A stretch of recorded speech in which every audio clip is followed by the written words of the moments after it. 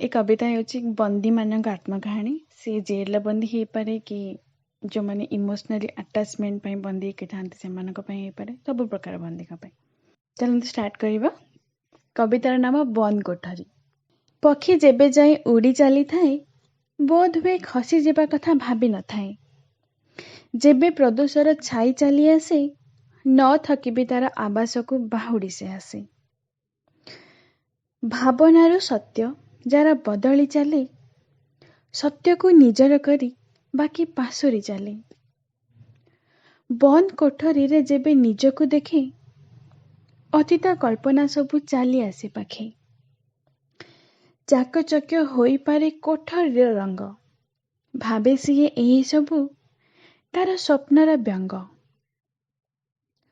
କୋଠରୀର ନିଃଶବ୍ଦତା ଅନୁଭବ କରେ, ନିଜର ନିଃଶବ୍ଦତାକୁ କିଏ ବା ପଚାରେ।